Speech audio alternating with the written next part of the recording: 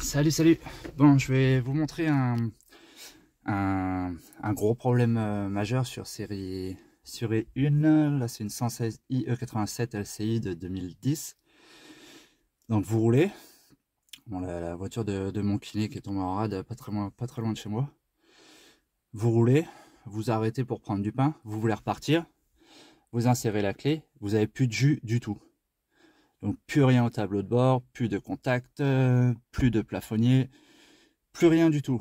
La batterie est ok, on vérifie la batterie en premier, mais en général ça lâche pas comme ça sans prévenir avant. Batterie ok, on fait une mesure de courant au niveau des câbles batterie.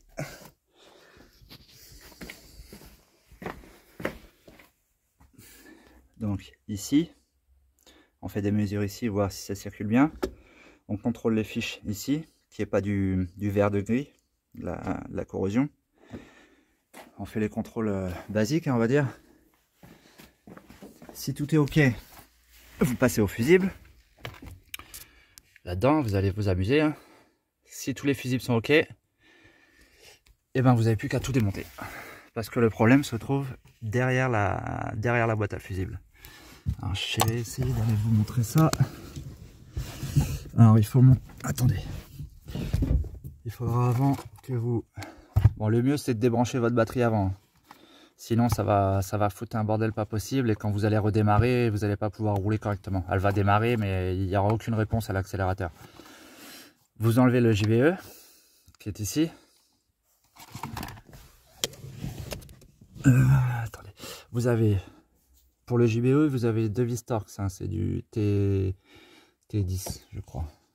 Ouais, T10. Une ici, une ici. N'ayez pas peur de tirer un peu sur les boîtiers parce que vous n'aurez pas accès aux vis. Ensuite, pour le porte-fusible, bon, le mieux c'est d'enlever toute la façade là. Hein, je vous passe les étapes parce que si vous vous aventurez là-dedans, c'est que vous savez enlever quand même des plastiques. Si vous ne savez pas les enlever, laissez tomber. Vous avez 4 Torx qui tient le porte-fusible. Une ici, une un peu plus haut, une qui se cache juste derrière cette Torx là. Donc vous la levez un peu le boîtier et vous le verrez. Et vous en avez une ici. Voilà, vous en avez 4. Donc vous enlevez tout. J'oubliais le boîtier JBE, il est branché aussi ici. Vous avez les deux câbles en façade, mais il est connecté au fond aussi, donc attention. Et en fait, quel bordel. En fait, votre problème se situe sur ce câble-là. Alors attendez, je vais pousser cela. Voilà, c'est lui. C'est le gros. Donc souvent il y a du vert de gris. Bon là on peut voir un peu de gras, mais j'ai mis une graisse de contact qu'on utilise chez BM, donc homologué BM. Et vous remboîtez le tout. Voilà, vous avez les petits loquets sur les côtés. Ici vous prenez un petit tournevis plat, vous vous démerdez comme vous pouvez, mais il faut pas besoin d'appuyer fort pour les débloquer. Là, les mises au point, je suis tout prêt, donc ça va être un peu flou, mais au moins vous saurez à peu près où c'est. Bon, à une main, ça va pas être possible de remboîter tout ça.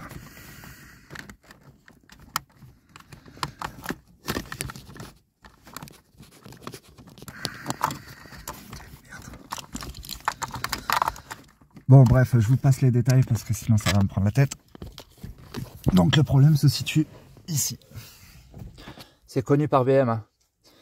Et de toute façon, n'allez pas, à part si vous allez dans un garage spécialiste BMW, il connaîtra la panne. Autrement, si vous allez dans n'importe quel garage, ils vont vous remplacer tout et n'importe quoi. Parce qu'au niveau des défauts, vous allez avoir une erreur de synchronisation hardware cam admission. Donc ça, en premier, dès qu'ils voient ça, ils vous disent c'est votre chaîne qui a pété, alors que pas du tout. Vous allez avoir des erreurs de synchronisation clapet EGR. Vous aurez plein de défauts sur le calculateur. Donc on peut vous dire aussi votre calculateur est mort. Donc on remplace ça monte à 5, 6, 7, 8 000 euros. Alors que c'est juste une histoire de câble. À savoir que si vous avez aussi vous aurez de l'alimentation. Quand vous aurez cette panne, vous aurez de l'alimentation dans le compartiment moteur. Mais attention, c'est 2 circuits séparés. Hein. C'est pas parce que vous avez de l'électricité dans le compartiment moteur que vous avez de l'alimentation ici. Celle d'ici, elle vient alimenter le porte-fusible, mais surtout les... Merde. Surtout les relais qui commandent l'ADME, le calculateur. Donc vous allez avoir des défauts d'activation du relais. Quand vous allez faire un diag, vous pouvez tomber sur un changement de relais K6300 parce qu'il est HS, mais en fait il n'est pas HS, il est tout simplement mal alimenté. Donc voilà, les erreurs de diag, elles peuvent s'accumuler très très vite. Donc allez voir quelqu'un de compétent qui connaît bien les BM et qui saura faire un vrai diagnostic. Un diag, c'est pas je branche le PC, je fais une lecture défaut, j'efface, terminé, c'est pas ça.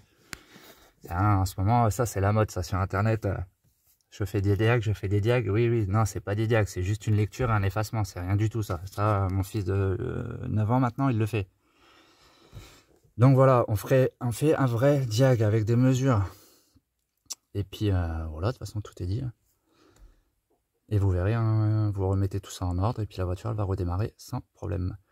Donc une fois que c'est refait, vous rebranchez votre PC, vous effacez absolument les défauts parce qu'il va y avoir des défauts en mémoire et ça c'est pas bon, ça va foutre le bordel dans la voiture. Comportement moteur, tout ça, ça va merder. Donc voilà, vous avez la solution au problème. Donc je rappelle, c'est plus de courant du tout dans la voiture. Plus rien. Allez, bon courage.